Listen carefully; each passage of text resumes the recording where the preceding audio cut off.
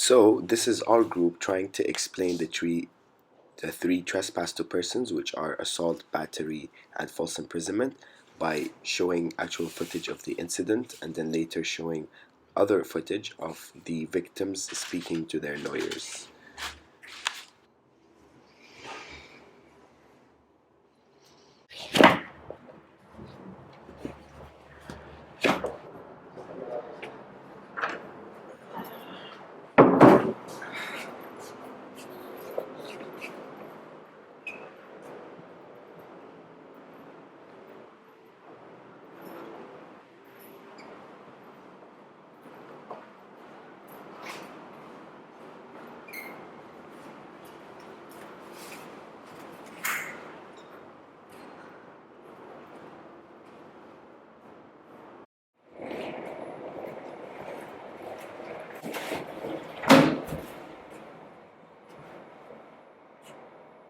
You just pressed all the floors, man.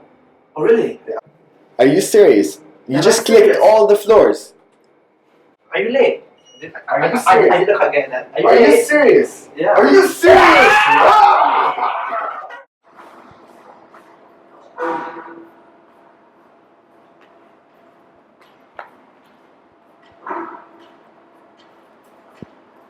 Oh my god, it's that guy again.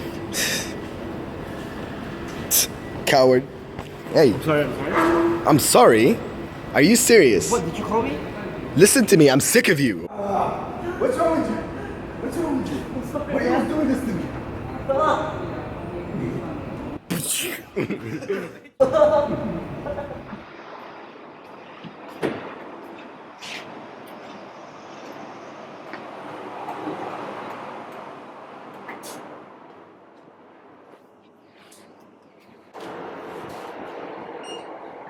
You made it too many mistakes.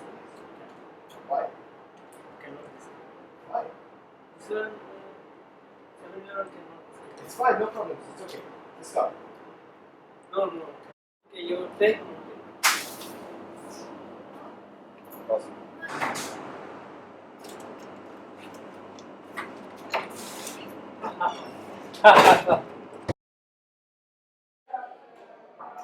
Hi. Hi. Kaisha, right? Yeah, I'm Kaisha. Yeah, I'm Rex. Hi Rex, how are you? Not so good.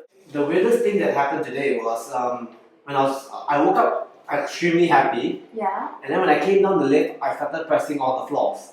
I just felt like it, okay? just for fun. Yeah, that's for fun. Okay. Because I was happy, you know? Okay, so when I came down, and then there was this one guy Yeah. who started showing these bad faces and unhappy Was faces. the guy in the lift with you? Yes. Oh, okay. Okay. And then he started throwing his fists around, and I was really scared.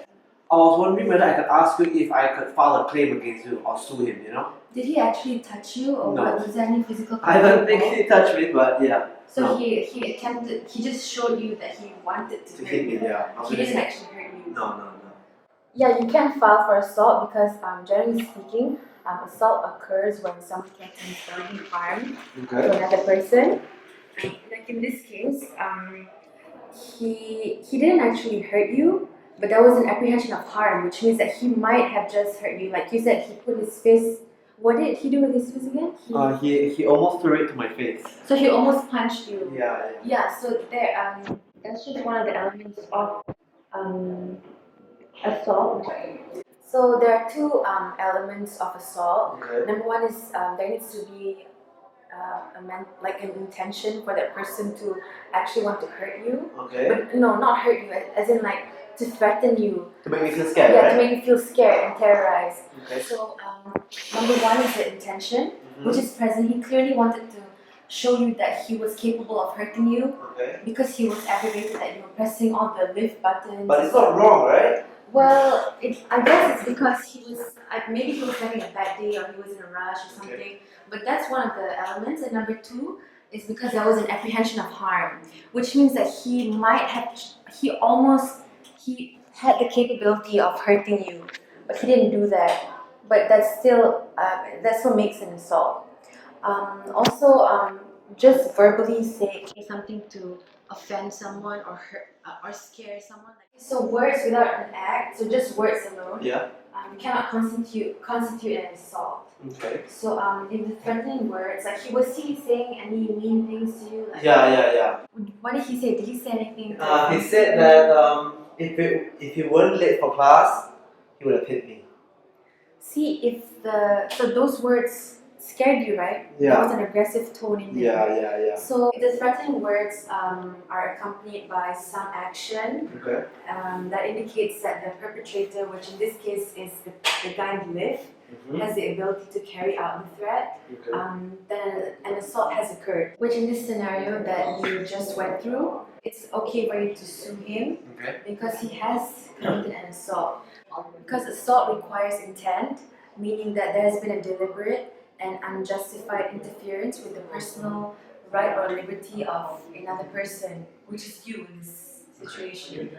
So the assault is established right after he threatened you, and number two, he showed you that he was about to, or he was capable of punching you, like when he brought his fist near your face. Okay. So definitely, yeah, you can file for assault. Okay. There was a case, Fagan and Metropolitan Police Commissioner in 1969, where it was brought up that an assault is any act which intentionally causes another person to apprehend immediate and unlawful personal violence. When I say immediate, it means that the threat must be imminent. Okay. That means that it has to be impending or about to occur. So, in conclusion, what I'm trying to say is that you can file for an assault because That's good to hear. yeah. Okay, thank you. Sebastian, right? Yeah. Hi. Yeah, hi Rex. Hi Rex. Hi. I just had a case with one of your colleagues. Okay. Kaisha. Oh yes, Kaisha. She's a specialist in assault. Yes. Here. Yes. I had a case with her, and the odd thing about it is, I had another incident with the exact same guy. And what are the details of that case? Okay. It started out when I was walking back. Then I see this guy. He started calling me coward and all stupid kind of names. And all of a sudden, he threw a punch right at me. Actually, not one, but three. 3 punches. 3 punches right across the face, like it was nobody's business. I see. And I was wondering whether I could file a suit against him.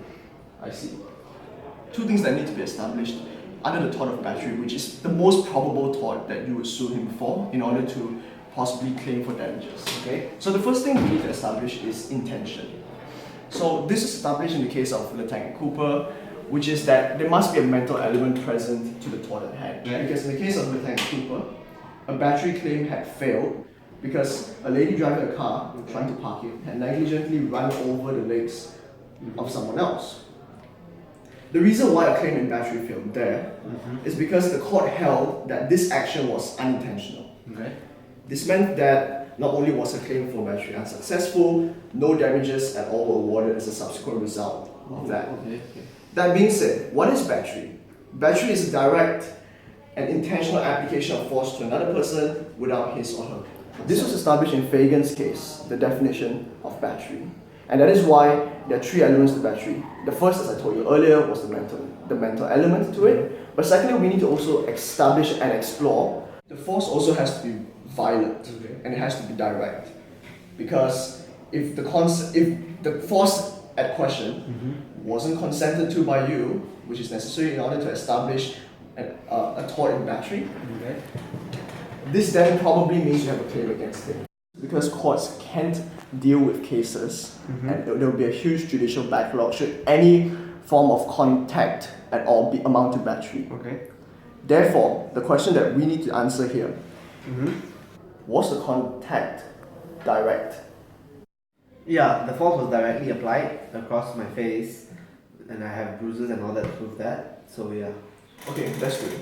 But even if you didn't have the bruises, that doesn't mean battery wouldn't be established, because Lord Goff says in the case of F and West Berkshire that the aim of the law of battery is also as much to protect people from unconsented contact as much as it is to defend people from physical injury. Okay. With that being said, I think the question that you need to ask is what can you claim for.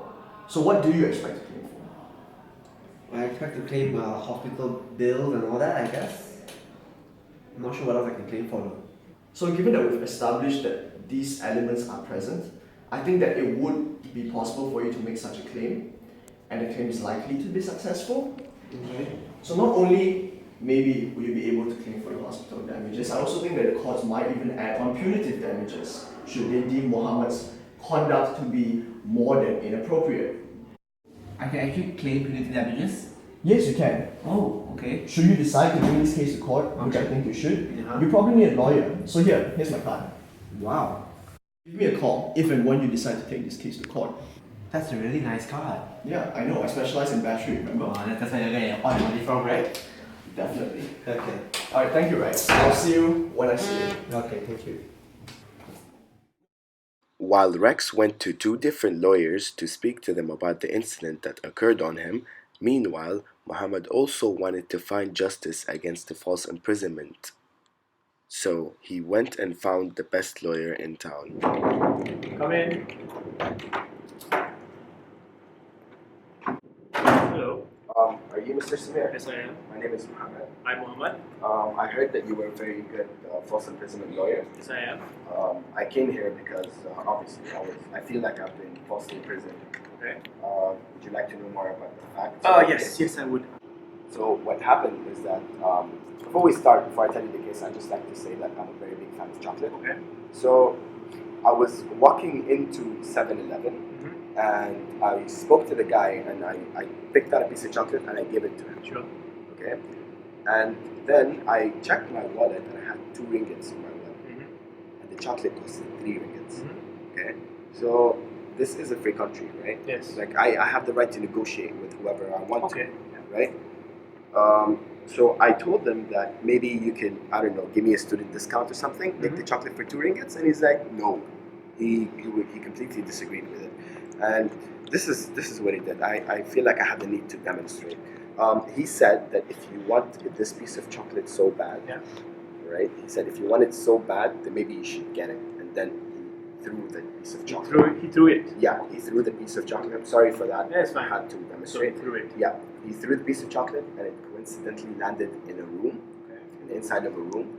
And being the chocolate freak I am, I went and I picked up the piece of chocolate. Right. And by the time I looked behind me, this guy locked the door. And I clearly saw that he was the one that locked the door. He locked the door. Yeah, and I was there for like 2 days before I actually managed to make an exit for myself. You were locked in the door Yeah. for 2 days. Yes. Okay. So, given your expertise in false imprisonment, do you think this constitutes false imprisonment? Yes, it does actually. It's a very clear, obvious case that this is false imprisonment. Let me explain to you why. Sure. Firstly, because false imprisonment has 3 elements. The first of which is intention. And I think intention is established when you see him intentionally throwing a chocolate bar into the room, and then the person who threw the chocolate bar into the room, closing the door. And since you say that you clearly saw him closing the door, so he had intention of throwing the chocolate bar and then after closing the door, falsely imprisoning you in that room. Intention has to be established when this person clearly had the mental capacity to hold you, to imprison you in a room for no reason. And this can be seen in the case of Sayers and Hello Urban District Council 1955, where a woman was locked in a public toilet due to a faulty lock. And because she was imprisoned in the toilet only due to a faulty lock, that did not constitute false imprisonment. Because this was done out of pure intent of holding you in that room, therefore we can establish intention. The second element of false imprisonment is the fact that there was total restraint. And this is very important, and this leads to my next question. But I wasn't completely restrained. I could move freely inside the room. Okay, so this is where total restraint branches out. The first question you have to answer in total restraint is, was there any other routes you could take to exit the room? No, there was only one exit, and that exit was locked. Okay, and then this also constitutes of total restraint. Because in the case of Wright and Wilson in 1699, it it was established in court that if one has the chance or route to escape, even if that means committing trespass to land, then that person must take that chance. Because you had no chance to escape, it means you were totally restrained. I have a question though. Sure. That's a rather old case. Yes. Does that still apply in modern days? It does, because precedent and common law takes place. In an earlier case of Bird and Jones in 1945, the plaintiff wanted to go through a spectator area, and the police told him that he could not and asked him to go through the area with a different route. Because there was a different route for him to exit that area, that did not constitute false imprisonment, because he could exit the area without using the route of his choice, but using a different route, even if that took a longer time or caused him more trouble. So because there was no other ways for you to exit, it means you were totally restrained in that room. Even if that meant you could walk around the confines of the room, you should not have been able to not be able to exit that room. The final element of trespass to person, of false imprisonment, which is trespass to person, is the lack of consent. And this was established in the case of Mearing and Graham of White Aviation Co. Limited, 1919, where it was established that a person can be false imprisoned even if he did not know that he was false imprisoned. This means that if you were intoxicated or knocked out, but you were false imprisoned, this still contributes to false imprisonment, even if you were not affected by it. Does it apply if I'm sleeping? It does, because you are false imprisoned. But this wasn't always the case, because in Hearing and Boyle in 1834, it was established that a defendant can only be false imprisoned if he is aware of his false imprisonment. Therefore, because you knew, even if you didn't know, it still constitutes false imprisonment. So these are the three elements of false imprisonment, and it's clearly established in your case. Do you have any questions? So this was established in my case, Yes. right? All right. So do you think I have a chance of winning? I know that I have a chance for claim, but do you think I have a chance for winning? I think it's very possible, it's very clear that you were falsely imprisoned. Are there any rebuttals the defense can make? Not that I know of against a very obvious case like this. Do you have any questions into regards of? Not really. Thank you very much. All right. I was very well informed. Okay. So now, in conclusions, what will happen is that every single team member will provide an independent conclusion. So the elements on assault, battery, and false imprisonment will be covered, and also we will expand on necessities and the Malaysian perspective of all of the laws. So is that all? That is all. This is a very obvious case of false imprisonment, and I think we'll do fine. All right, then I'm just gonna help myself out. All right. Thank you. Thank very you, much for your Mohammed. time. You too. I'll see you again.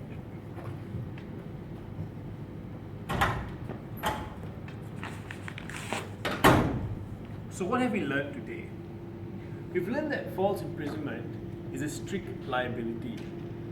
Unlike battery and assault, false imprisonment is simply defined as depriving the claimant of freedom of movement without lawful jurisdiction for doing so.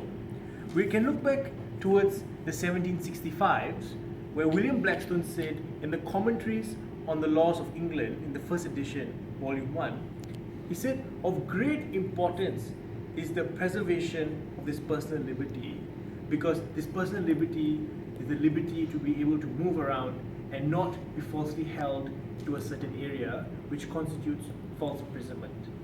Let's run through the three elements of false imprisonment. The first element is intention, where the perpetrator or the defendant had specific intention of keeping the claimant falsely imprisoned in a specific area or a specific room. The second element of false imprisonment is total restraint, where the claimant had no possible chance or route to escape from the area or the confines in which he was falsely imprisoned. Finally, the last element of false imprisonment is the lack of consent. That means even if the claimant was unaware, which thereafter means he was unable to give consent to to the fact that he's falsely imprisoned, this still constitutes a false imprisonment, and this was established in Meering and Graham in 1919. Thank you.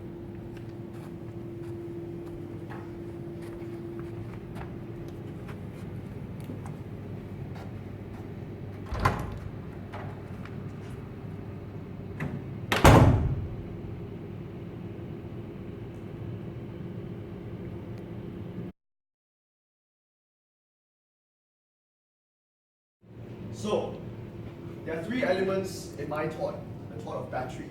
The first is that there must be force, the second is that there must be direct application of said force, and thirdly, there must be intent.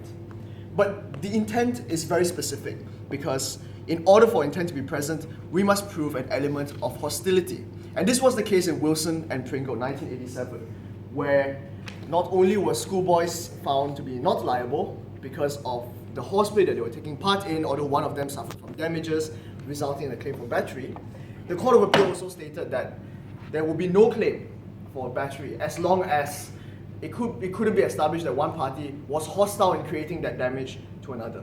So my conclusion today will be very specific. We'll be comparing negligence, a similar area of tort, and battery. The first delineation between these two torts is the type of action required in order for such a tort to be proven. In negligence, the type of action can be indirect. So, for example, leaving a brick for someone to trip over would most probably amount to negligence. But in battery, you must directly apply that action. So, for example, you'd have to pick up a brick on the floor and throw it at someone in order for the battery to be proven successfully. The second delineation between these torts is the state of mind that someone has to be in. In negligence, the failure to take reasonable care is always the yardstick in determining whether or not an individual has committed negligence. As compared to battery, where the state of mind has to be that the intention was specific to cause damage and to cause harm, failing which a claim in battery will not only not be successful, but it is more likely than not that your claim will be redirected to negligence instead because you didn't act intentionally. The third delineation between both torts is the damage required.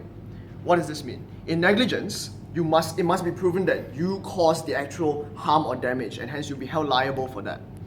In comparison, in battery, it is an actional per se tort, which means that even a simple touch will be enough for you to be liable in battery, although the damages you are likely to receive are likely to be minimal at best. This is because the damages awarded for the tort of battery are generally proportional to the damage caused. Alternatively, the damages awarded are only insofar as the cost of the medical care needed in order to compensate the victim for the battery that an individual has been held to be liable of. That is why damages in negligence oftentimes can be punitive and are more likely to be punitive as compared to the damages in battery, which are more likely to be a question of proportionality and less of financial enrichment as compared to negligence. So that is my thought, the area of battery. Thank you very much. Next up, we'll be hearing from Kaisha as to the conclusions of her tort assault.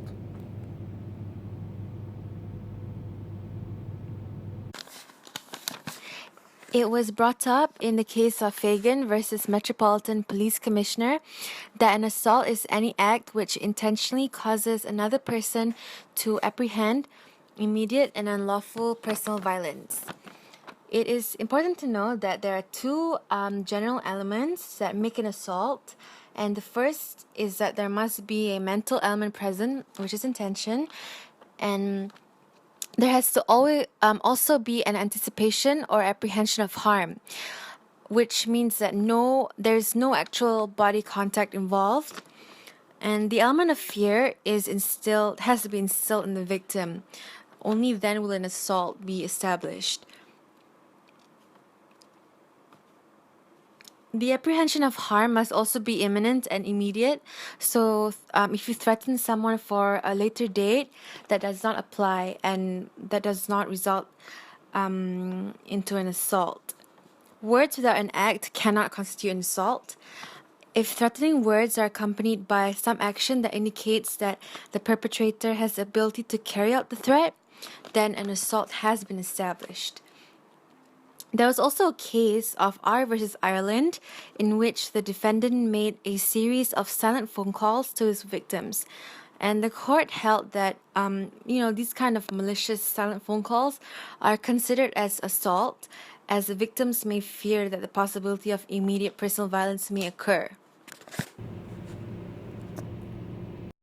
Having concluded the elements required to prove liability in 3 different torts: assault, battery, and false imprisonment, I'll now pass time to Rex, who will be extending this discussion on the defenses available for all 3 of these torts. Although all the elements of trespass to person has been established, it is still possible for the tortfeasor to exclude liability, and that is done in 3 possible manners. The first being consent. Consent can be given implied or expressed. Expressed is like participating in a game where damage is foreseeable. The next defense would be the defense of necessity. For example, a medical practitioner, if he finds a man unconscious with a wound or a knife in his body, for example, he has to perform surgery on him, and he has to do so although no consent was given, because it is in the best interest of the victim to save his life. The next way to exclude liability would be through self-defense. Self-defense is like where you have a reasonable apprehension of immediate harm, and the action done has to be proportionate to the threat. For example, like if someone scratches my face, I can't be hitting him back 20 times. Unlike the case of Lane and Holloway, where the defendant attacked the claimant out of proportionate. Now, there will be a separate defense for false imprisonment, and that is if it was done under the power of legal authority, where the police will have a warrant and enough suspicion to detain you. So now, I'll be passing it on to Muhammad. He will be doing the Malaysian perspective on trespass to person. Now everyone in my group actually clearly explained and summarized their torts, it is up to me to speak about the aspect of Malaysian law. So how would all the mentioned cases be different if they were in Malaysian law? The answer to that is really, there wouldn't be really much of a difference. Why is that? Because Malaysian law actually derives from English law. So the only difference would be the case names, at least according to these, trespass to persons. Obviously, the names would be different in Malaysian law because they're not English names. Now, I'm going to provide you guys with Malaysian cases. First up, we have the case of Toing Pik Hoing and Wong Siu Gyu. I apologize if I mispronounced that, but in this case, the defendant was, her face was clawed, she was being scratched. She was subject to battery. And second up, we have Shalini Shanmugam's case, which is a case of assault. In this case, the defendant was she was verbally and physically abused. And lastly, not leastly, because this is a very famous case, the case of Abdul Malik. Why this case was famous is because it actually incorporates all 3 trespass to persons. It has assault, battery, and false imprisonment. Why? Because the defendant was actually arrested without a warrant, and he was tortured, and he was assaulted and battered. So that's pretty much it about Malaysian cases. So I would like to pass it back to Sebastian to roll the credits. Thank you very much for watching this video. We hope that you enjoyed watching it as much as we enjoyed making it. But before we end, something quick to note. While not all of our group members featured as prominently as others in this video, we'd like to place on record the fact that their efforts in terms of research, in terms of filming, were crucial in the making of this video. We hope that it is made clear that every one of these members had equal and proportionate participation in this video.